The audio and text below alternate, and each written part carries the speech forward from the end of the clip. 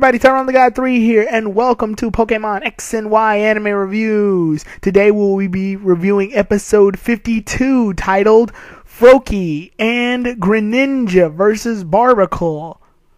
So, this episode is really good for obvious reasons, which is why I'm basically just going to say the layout of the episode and then the thing I want to talk about the most, because I really don't want to put mega spoilers on this one. At the same time, I'm still going to tell the episode from detail to detail, but there's a bigger topic at hand that we all need to talk about, obviously, and it's staring us dead in the face. So, the episode begins with Ashe training Froakie for a while, which I think is kind of weird and convenient. I think it would have been cooler if he had been training a different Pokemon and then that happened. Anyway, whatever. Ashe is training Froakie, and when they are training, they end up seeing Sanpy again. So Sanpy makes his return to the series. That's pretty cool. And when he makes his return, him and Greninja are seen, and Greninja's poisoned because, they were fighting off Barbacle, and Barbacle, I think, knew, Poison Jab? Yeah, Poison Jab. So, basically, Sanpy tells them that he needs to deliver a scroll to a certain area. And when he delivers that scroll to the certain area, his mission will be complete. So basically, he's on a A-rank mission, if you look at it through Naruto goggles. And when this happens, I don't know if this is a nod to Naruto ending or not or whatever, but whatever, regardless, Naruto references all around. On his mission to deliver the scroll, he ends up seeing another ninja, and this ninja has a Barbacle. And the Barbacle is fighting off against Sanpy and his Greninja. And Ashe and company go in to help Sanpy fight off the Barbacle so that Sanpy can take the scroll onto the area. And they end up having a battle with Barbacle at first, but then they end up escaping. And once Sanpy ends up escaping using a smokescreen, he ends up in the forest. And once he ends up in the forest, Clement actually thinks of this invention that I thought was pretty comical. It was the invention was to make it's these little robo copies of Ashe, Sanpy, Bonnie, himself, and Serena, and it's pretty cool to just look at these little robots go. And when they go out through the forest to throw off the others, to throw off the Barbacle ninja, what ends up happening is that Team Rocket winds up finding it, and then they end up getting blown up because Clement's inventions blow up. Meanwhile, they end up in a cave, and when they end up in the cave, they end up fighting off against them again. No, I think they anger a bunch of Swoobat, I want to say. Or either that or Noibats. They anger a bunch of swarm of bats. And when they anger the swarm of bats, Clement, Serena, and Bonnie end up getting lost in all of that. So it's just Ashe and Sanpy left. And they're running, and then they're headed back to the area. And then Team Rocket shows up. And when Team Rocket shows up, Ashe and the others fight off against Team Rocket, but then the Barbacle ninja comes up, and he helps them fight off against Team Rocket. But when that happens, the battle is back on. And when the battle's back on, Ashe uses Froakie, and Sanpy uses his newly evolved Greninja. And they end up fighting each other and whatever. Then, in all of the chaos, Froakie ends up evolving into Frogadier. So now Ashe finally has Frogadier. The Frogadier that was leaked hellas ago. I just haven't said anything about it up till now, because I wanted to save all of my thoughts for now. Anyway, Frogadier actually does some pretty cool... I don't think any of his moves really changed. I think he still knows the same move set. Water Pulse, Cut... I want to say Water Pulse, Cut, Bubble, and Double Team. He still knows all of those moves. It's just this time Frogadier is most notably faster and stronger now because of all of the attacks. Scratch that. I think Frogadier forgets one of his moves in order to learn Karate Chop or something now. Whatever. The point is Frogadier is really strong and really fast now. And that ends up helping Sanpy and Greninja end up beating Barbacle. So with that said, Barbacle's knocked out, and then the Barbacle ninja actually reveals himself to be Sanpy's older brother, the one who assigned Sanpy to do the mission anyway, so it was more or less a test. It was hey, I was testing you this whole time to see if you could do it or whatever. Which if you look at it logically, Sampi would have failed the test miserably, because without Ashe and the others, he wouldn't have even made it this far. And now you really stop to think about it, Sampi's brother almost killed him. He just left Sampi and Greninja into the river to die. If it weren't for Ashe and the others, Sampi would have died. Yeah. Give this guy a Older Brothers of the Year award medal. Anyway, that's how the episode ends. Everybody congratulates Frogadier for evolving, and then Ashe ends up fighting off against Sampi and his Greninja, but then before the battle can actually begin, we freeze to a to be continued, and the episode's over. Now, we should obviously talk about the large blue frog-like elephant in the room, Frogadier.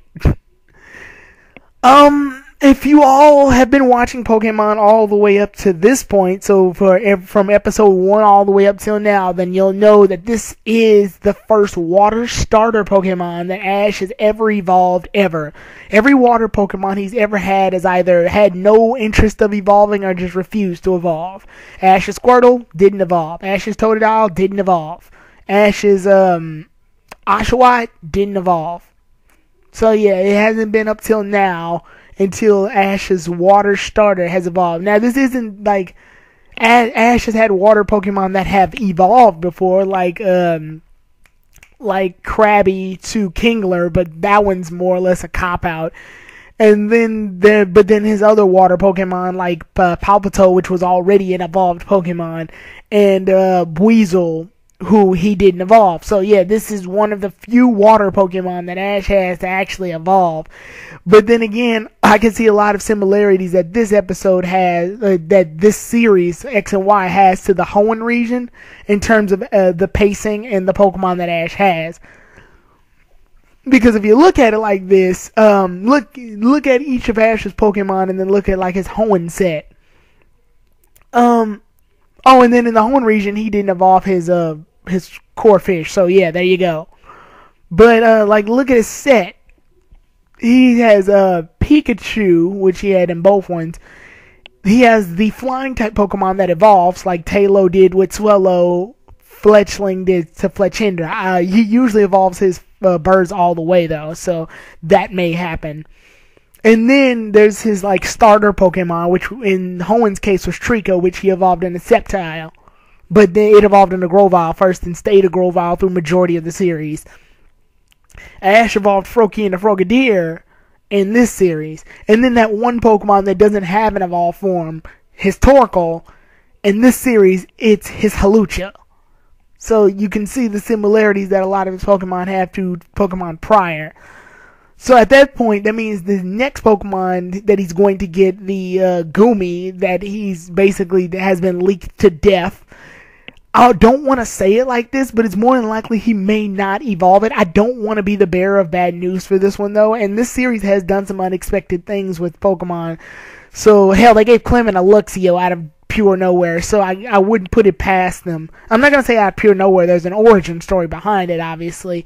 But, yeah, I'm just saying, like, it's taking a lot of steps like the Hoenn region, but it's taking a lot of steps of its own too, and that's what I respect. I just gotta say that this is really cool that Ashe has actually evolved his Froakie when some people thought it was going to stay a Froakie for a long time. And then there's other people who wanted to evolve all the way to Greninja. I'm gonna say that is kind of, how do I say this? It's kind of, when it comes to Pokemon, it's going to be kind of risky for Ashe to evolve his Greninja all the way to Frogadier all the way to Greninja. I'm not going to say that is not likely. I'm just saying that it's a stretch, and the odds of it happening are kind of rough, especially considering that Sampi has a Greninja now too. So I don't know. It's just a very big. Usually they show off other trainers having the final evolve form so that Ashe won't have to show it off. Because Pokemon wants to advertise all of the Pokemon that exist, and it makes no sense to advertise the same Pokemon twice. And I don't, if you want my opinion personally, Ashe, it works pretty well with middle-staged evolution Pokemon. So, in terms of keeping the Pokemon like the way they are, while still having them be powerful, I don't really mind it staying a Frogadier. It would be really cool if it turned into a Greninja. That would be awesome. Just out of popularity, yeah, that would be excellent. But that's pulling a few. That's a bit of a stretch to say that it'll be Frogadier, at least this early on. Like, let's say Ashe gets to the league and then it evolves the mid-league battle, then maybe. But as of right now, I'm not expecting Frogadier to evolve again anytime soon. And I really want Ashe's Gumi to evolve, but like the very few Dragon-type Pokemon that Ashe has, that being Gibble and Gumi, Ashe doesn't really do well in evolving Dragon-type Pokemon. And Dragon-type Pokemon in the games already take a long time to evolve, so I don't know. That's usually how it goes. Also, for his grass-type Pokemon in the 6th slot of his team, which is still unknown, I want to say that he's going to bring his... Like, if you're looking at it logically, if we want Ashe to Mega Evolve, then I want to say that he'll more than likely get Sceptile back, just to show that off. But I'm not going to make any bold statements here. And then usually, like I said, with his birds, he usually evolves his birds all the way, so Talonflame is probably going to be a thing. Especially since I see it being a bird that Ashe may have. But then again, the Rapping Brothers or whatever the hell those guys are may make a return, and then that might end up being a Talonflame in there too. Hopefully not, though. But yeah, overall this episode's great. I definitely recommend you guys watch it. It was a great episode. Just to see some good battling too. It's been a while since we have had a battle-heavy episode like this. Because, like, they battled the Barbacle Ninja, a.k.a. Sampi's brother, a lot in this episode. And Team Rocket's there, but they disappear really quickly. They're not enough to be a real annoyance. They even know that the main plot is concerning the Frogadier, Greninja evolutionary line plot. So, they're not really focused that much on. Like, Team Rocket isn't a big problem this time around. Because they are easily disposed of thanks to the Barbacle. So yeah, that's pretty cool. And other than that, yeah, give this episode a watch. I definitely got to say I'm proud of Ashe for taking the steps up. His team's actually looking really good. Like I said, if he evolves his Gumi from Sliggoo all the way to Goodra, wow, that first of all, that'll be freaking awesome. And second, his team will be very solid. Like, his team will be about as evolved and pumped up as they were in the Diamond and Pearl series. Whereas in the Diamond and Pearl series, Ashe, basically, like, I want to say 3 of his Pokemon were fully evolved. Infernape, Torterra, and Staraptor. Yeah, 3 of those bastards were all fully evolved. Two of them are on their first stages of evolution, being Gibble and Buizel, and then Pikachu's Pikachu. So, yeah. I'm just saying, like, if he can take his team that route, then wow, he'll do really well. But I gotta say, even if it stays a Frogadier, I can see Ashe doing really well, because, like, Froakie in itself has accomplished some things. So, yeah. Overall, like I said, go check this episode out. The only downside I can say about this episode is that the others didn't have a large role in it. For real, I mean, Clement's robot was pretty cool. The duplicate robots, that was pretty awesome, I guess. But, yeah, so the next episode will be the Serena Skidio episode, where we get to see Serena's mother again, and that episode is really good. So, that is it. Oh, and I want to tell you all some few announcements. If you all haven't checked it out already, I'm pretty sure a lot of you all on my channel are subscribed to KG. And a new friend I've picked up, Dean Gaming. Check his stuff out. I will put a link in the description. But Dean Gaming, KG, and I have all come together in a giant 3-way collaboration video to discuss the traveling companions of the Kanto region, Brock and Misty, and then we also discussed Tracy and the Orange Islands in a later video. So yeah, I'll check that out, you guys. It's a lot of hilarity and great time. So I'll see you all then, everybody. Tyrone the God 3 out.